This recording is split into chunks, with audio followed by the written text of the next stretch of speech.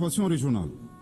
Je ne saurais passer sous silence la destruction d'un aéronef de type drone des forces armées maliennes le 1er avril 2025 par la junte algérienne. Le Mali condamne fortement cette agression et a saisi la Cour internationale de justice à cet effet. Depuis son accession à l'indépendance le 22 septembre 1960, le Mali n'a ménagé aucun effort pour la décolonisation du continent africain. À ce titre, il a activement soutenu de manière exceptionnelle l'Algérie dans sa guerre de libération contre le colonisateur français. Au regard de cette position politique constante en faveur du panafricanisme, ajoutée à la proximité géographique entre deux pays qui partagent une frontière distante de 1300 km, le Mali a toujours observé à l'endroit du peuple frère algérien une attention bienveillante. À rebours de cette approche constructive du Mali, nous mettrons en exergue trois situations incongrues et incompréhensibles ayant marqué les relations récentes entre nos deux pays. 1. L'attaque lâche et perfide ayant visé les forces armées maliennes à Tezawaten s'est déroulée à quelques kilomètres de la frontière algérienne. Curieusement, la junte algérienne n'a rien vu ni entendu, alors même que l'acte terroriste a été planifié sur son territoire. Troublant pour un pays qui a été désigné comme champion de l'Union africaine de la lutte contre le terrorisme et qui est devenu ces dernières années champion de la promotion du terrorisme et exportateur de terroristes.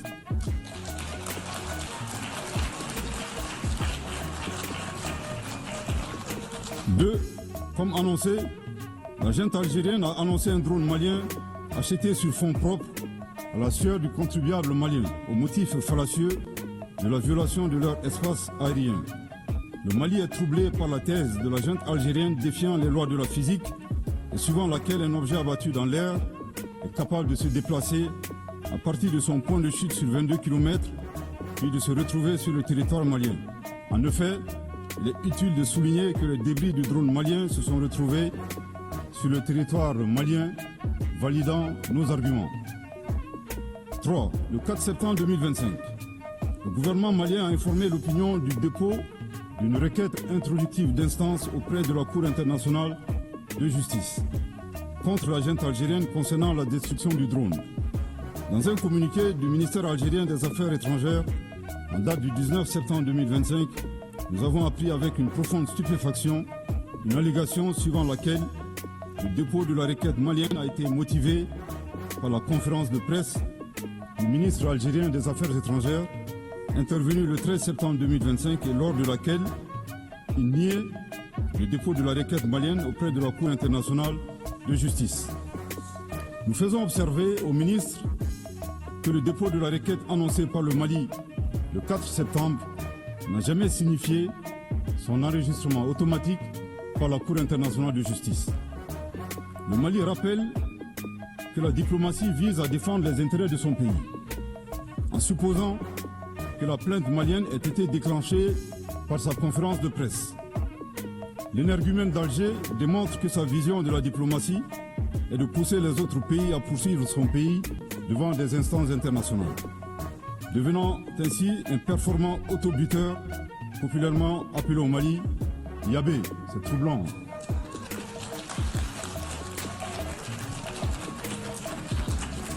Au passage, le Mali rend un vibrant hommage au ministre des Affaires étrangères de la junte algérienne.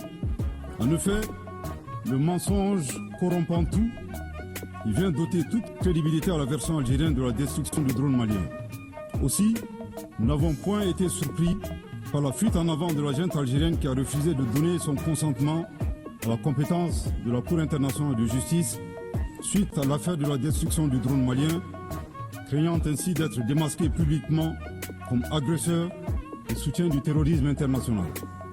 Au regard de ces trois points insolites, le Mali recommande à la junte algérienne d'une part de faire sienne cette citation de Amadou Hampâté-Bâ dans Vie et enseignement de Thierno Bokar, le sage de Badiangara, je cite: « Certaines vérités ne nous paraissent invraisemblables que tout simplement parce que notre connaissance ne les atteint pas. » Fin de citation.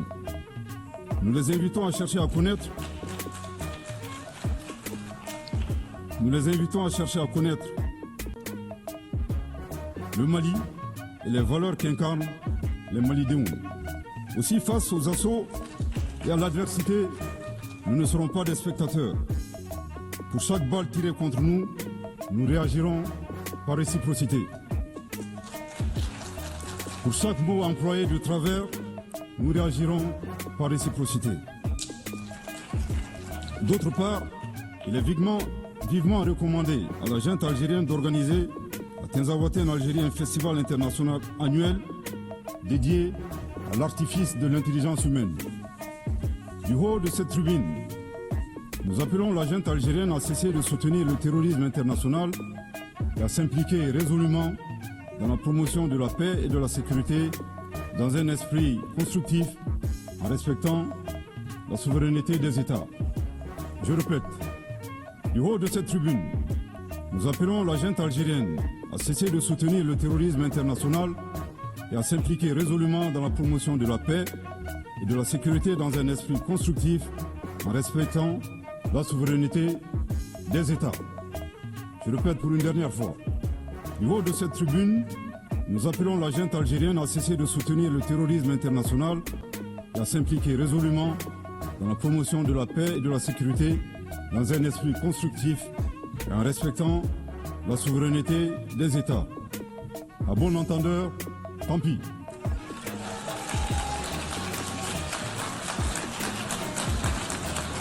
Madame la Présidente, Mesdames et Messieurs, l'occasion est ici propice pour exposer l'avis d'un citoyen, le point levé à l'aube de notre souveraineté retrouvée, partagée par le peuple de la Confédération AES.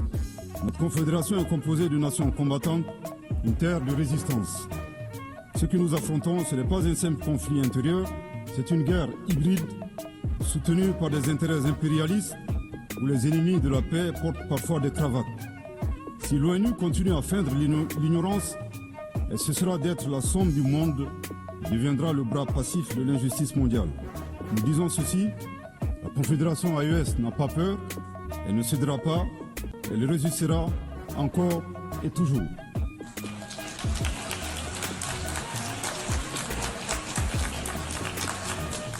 Toutefois, la Confédération AES donne aux Nations Unies une opportunité historique, celle de se placer du côté de la vérité, celle de reconnaître que le peuple de l'AES est agressé, celle de soutenir une confédération qui combat à la fois pour elle-même et pour l'Afrique, pour la stabilité du continent et indirectement pour celle du monde entier.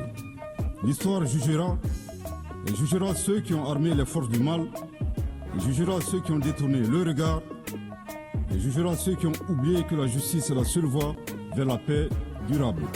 La Confédération AES ne demande pas l'aumône, elle appelle à la conscience.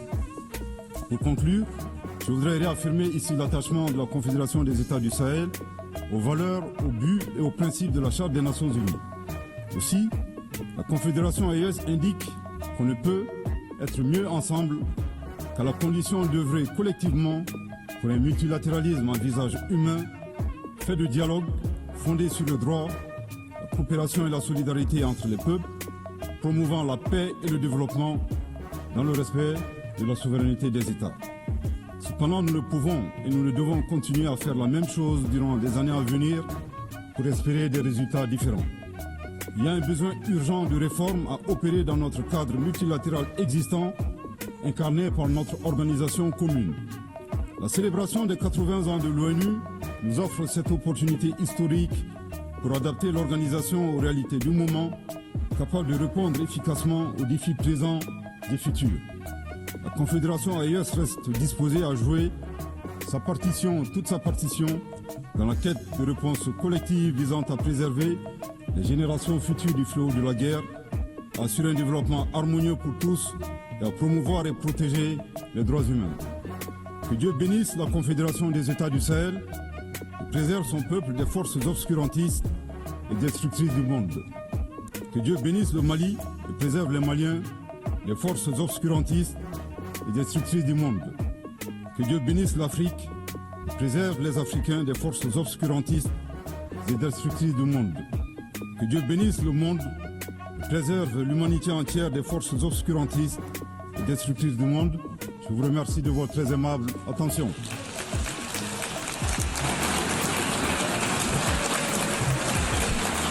Au nom de l'Assemblée générale, je